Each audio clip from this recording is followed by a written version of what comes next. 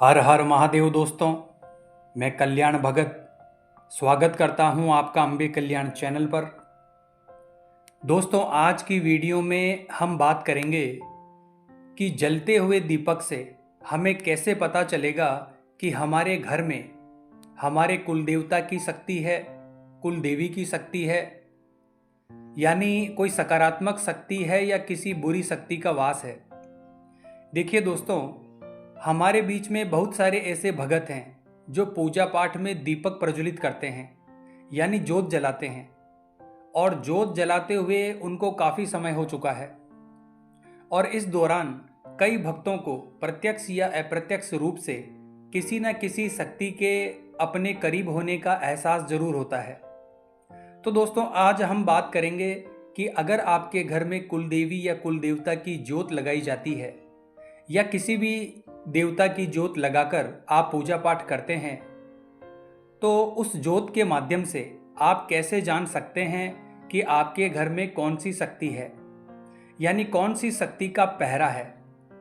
क्या वो शक्ति आपके घर के कुल देवी कुल देवता की है या फिर कोई बुरी शक्ति है।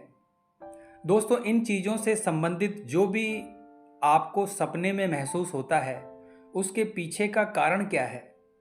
क्या वो हमारी पूजा पाठ के सफल होने की निशानी है या कोई बुरी शक्ति का प्रभाव है जो सपने के माध्यम से किसी देवी देवता के रूप में आकर अपनी मान्यता कराना चाहती है।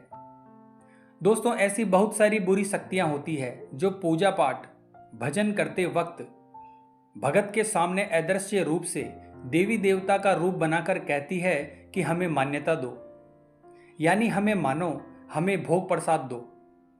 तो दोस्तों, जब भी आपके घर के कुल देवी या देवताओं के रास्ते पर आप चलते हो, अपने इष्ट के रास्ते पर आप चलते हो, तो ये शक्तियाँ आपको पूजा पाठ करने से रोकने के लिए बहुत सारी ऐसी हरकतें करती है जो कि आज की वीडियो में मैं आपको बताऊंगा।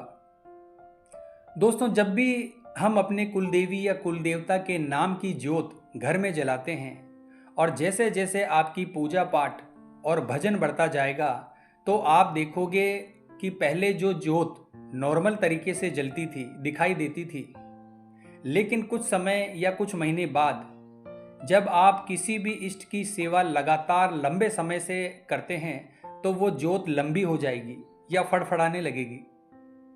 तो ये पहला संकेत होता है। अगर जोत ऊपर की तरफ लंबी होती हुई आपको दिख रही है और स्थिर है, तो ये संकेत बताता है कि आपके साथ अच्छी शक्ति का पहरा है। और अगर जोत फड़फड़ाती हुई दिखाई दे या बुझ जाएगी या जोत लगातार हिलती रहेगी, तो इसका मतलब है कि घर में किसी नकारात्मक शक्ति का वास है और वो शक्ति आपकी जोत को बुझाना चाहती है। अब दूसरा संकेत है दोस्तों कि जैसे जैसे आप अपने कुलदेवी या कुलदेवता की पूजा पाठ करते हुए आध्यात्मिक रास्ते पर आगे बढ़ोगे, तो आपकी जो पहली स्टेज है उसमें आपको ये संकेत मिलेगा कि आपकी जो जोत की बाती है उसमें आपको फूल बनता हुआ दिखाई देगा। तरह तरह के फूल आपको बनते हुए दिखाई देंगे। और जब आप धीरे धीरे दूसरी स्टेज पर आते हैं, तो आपको सपने में दीपक की जोत में शेर, हाथी जैसा स्वरूप आपको दिखाई दे सकता है, या सांप की आकृति भी आपको दिखाई दे सकती है। इसके बाद जब आप धीरे धीरे अपनी पूजा पाठ को और आगे बढ़ाते हो, तो आगे जाकर के जोत में आपको अपने कुल देवी कुल देवता के दर्शन भी होते हैं। और इसके विपरीत दोस्तों, अगर आपसे कोई भूल हो गई हो या आपके घर में पहले से ही किसी बुरी शक्ति का वास है, तो आप देखोगे कि उस ज्योत में नेगेटिव शक्ति का स्वरूप आपको दिखाई देगा।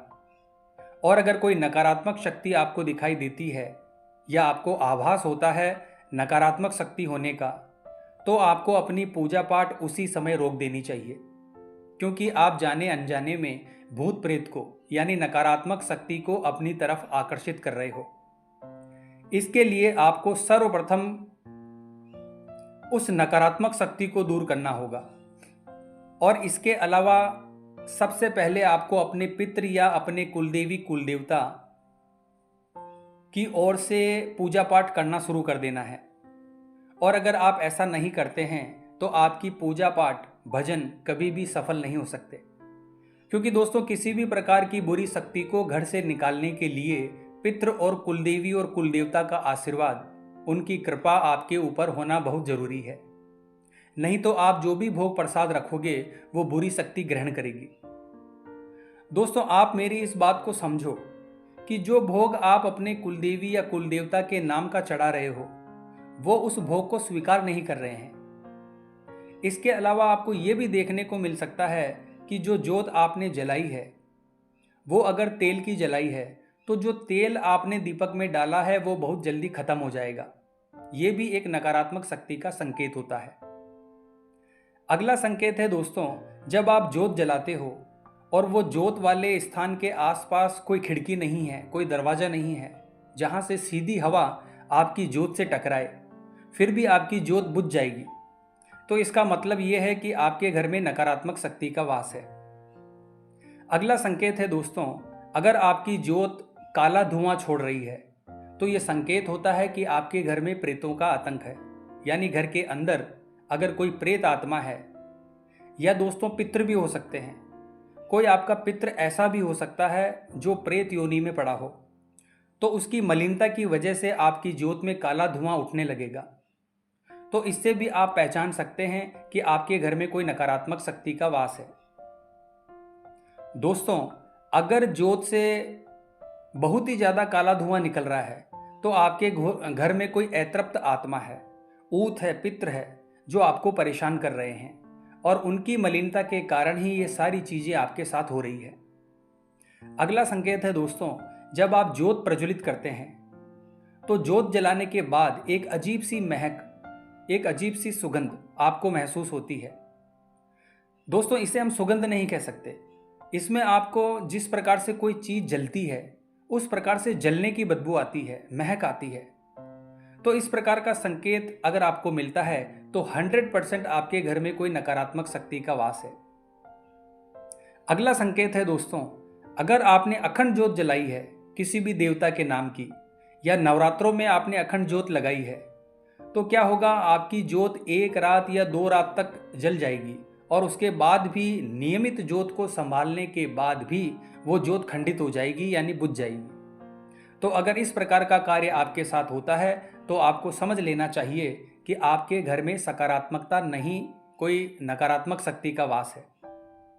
तो इस प्रकार से दोस्तों ज्योत से आपको समझ लेना चाहिए कि आपके ऊपर देवी देवता की कृपा है, आपके कुल देवी कुल देवता आपके ऊपर प्रसन्न है, और ये कार्य तभी होंगे जब आपकी ज्योत लंबी और स्थिर होकर चलती रहेगी। और अगर आपकी ज्योत कुछ समय के लिए इधर उधर हिलती डुलती है या फड़फड़ाती है, तो समझ लेना चाहिए कि देवता ने आपकी पूजा को स्वीकार कर लिया है।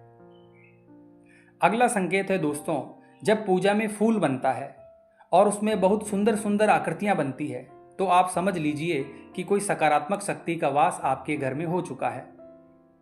दोस्तों कभी कभी आपने देखा भी होगा कि ज्योत में जब देवता विराजमान होते हैं, जब आपके देवता आपकी ज्योत से प्रसन्न होते हैं, पूजा पाठ से प्रसन्न होते हैं, तो बहुत छोटा सा चंद्रमा सा फूल आपकी ज्योत में बनता है।